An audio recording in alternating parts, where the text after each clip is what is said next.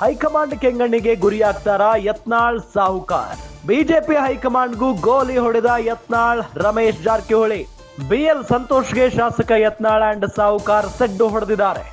RSS ಮೂಲದ B L ಸಂತೋಷ್ಗೂ ಕ್ಯಾರೆ ಅಂದಿಲ್ಲ Yatnal. B L Santosh ಕರೆದ ಸಭೆಗೂ ಯತ್ನಾಳ್ ಜಾರಕಿಹೊಳಿ ಚಕ್ಕರ್ ಹಾಕಿದ್ದಾರೆ.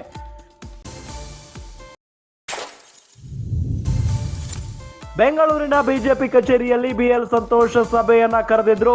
ಬಿಎಲ್ ಸಂತೋಷ್ ಬಿಜೆಪಿಯ ರಾಷ್ಟ್ರೀಯ ಸಂಘಟನಾ ಕಾರ್ಯದರ್ಶಿ. ಸಭೆಯಲ್ಲಿ ಸಂಘಟನೆ ಬಗ್ಗೆ ಬಿಎಲ್ ಸಂತೋಷ್ ಸಮಾಲೋಚನೆಯನ್ನ ನಡೆಸಲಿದ್ದಾರೆ.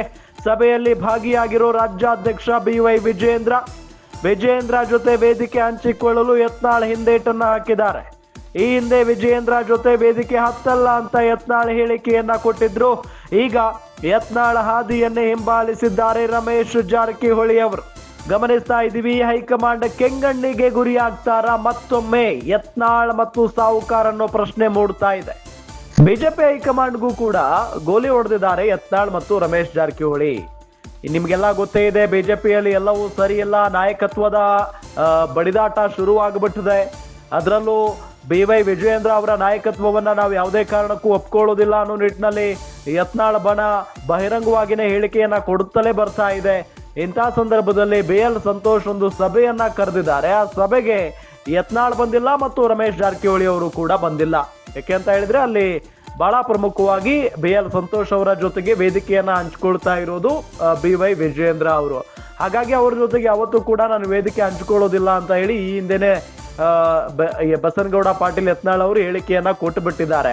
ಅವರ ಮಾತನ್ನೇ ಇಲ್ಲಿ ಪಾಲಿಸ್ತಾ ಇರೋದು ರಮೇಶ್ ಜಾರಕಿಹೊಳಿ ಅವರು ಕೂಡ ಅನ್ನೋದು ಮೇಲ್ನೋಟಕ್ಕೆ ಕಂಡು ಬರ್ತಾ ಇದೆ. ಒಟ್ಟಾರೆಯಾಗಿ ಬಿಎಲ್ ಸಂತೋಷ್ ಕರೆದ ಸಭೆಗೆ ಯತ್ನಾಳ್ ಜಾರಕಿಹೊಳಿ ಚಕ್ಕರ್ ಹೊಡೆದಿದ್ದಾರೆ. ಬೆಂಗಳೂರಿನ ಬಿಜೆಪಿ ಕಚೇರಿಯಲ್ಲಿ ಬಿಎಲ್ ಸಂತೋಷ್ ಸಭೆ ಕರೆದಿದ್ದಾರೆ. ಬಿಎಲ್ ಸಂತೋಷ್ ಬಿಜೆಪಿ ರಾಷ್ಟ್ರೀಯ ಪ್ರಧಾನ ಸಂಘಟನಾ ಕಾರ್ಯದರ್ಶಿ ಆದ್ರೂ ಕೂಡ ಎಲ್ಲೋ ಒಂದ್ ಕಡೆ ಅವರ ಮಾತಿಗೂ ಕೂಡ ಇಲ್ಲಿ ಬೆಲೆಯನ್ನ ಕೊಟ್ಟಿಲ್ಲ ಅನ್ನೋದು ಬಹಳ ಸ್ಪಷ್ಟವಾಗಿ ಗೊತ್ತಾಗ್ತಾ ಇದೆ. ಇನ್ನು ಸಭೆಯಲ್ಲಿ ಸಂಘಟನೆ ಬಗ್ಗೆ ಬಿಎಲ್ ಸಂತೋಷ್ ಸಮಾಲೋಚನೆಯನ್ನ ನಡೆಸ್ತಾ ಇದ್ದಾರೆ. ಸಭೆಯಲ್ಲಿ ರಾಜ್ಯಾಧ್ಯಕ್ಷ ಬಿವೈ ವಿಜಯೇಂದ್ರ ಭಾಗಿಯಾಗಿರುವುದು. ವಿಜಯೇಂದ್ರ ಜೊತೆಗೆ ವೇದಿಕೆ ಹಂಚಿಕೊಳ್ಳಲು ಹಿಂದೇಟನ್ನ ಹಾಕ್ತಾ ಇದ್ದಾರೆ ಯತ್ನಾಳ್ ಅವರು. ಮೊದಲಿನಿಂದಲೂ ಕೂಡ ಈ ಹಿಂದೆ ವಿಜಯೇಂದ್ರ ಜೊತೆ ವೇದಿಕೆ ಹತ್ತಲ್ಲ ಅಂತ ಹೇಳಿ ಯತ್ನಾಳ್ ಹೇಳಿಕೆ ಕೊಟ್ಟಿದ್ರು. ಈಗ ಯತ್ನಾಳ್ ಹಾದಿಯನ್ನೇ ಹಿಂಬಾಲಿಸಿದ್ದಾರೆ ರಮೇಶ್ ಜಾರಕಿಹೊಳಿ ಅವರು ಕೂಡ. ಈ ನಿಟ್ಟಿನಲ್ಲಿ ಹೈಕಮಾಂಡ್ ಕೆಂಗಣ್ಣಿಗೆ ಗುರಿ ಆಗ್ತಾ ಇದ್ದಾರಾ ಮತ್ತೊಮ್ಮೆ ಯತ್ನಾಳ್ ಮತ್ತು ರಮೇಶ್ ಜಾರಕಿಹೊಳಿ ಅನ್ನೋದು ಈಗಿರುವಂತ ಪ್ರಶ್ನೆ.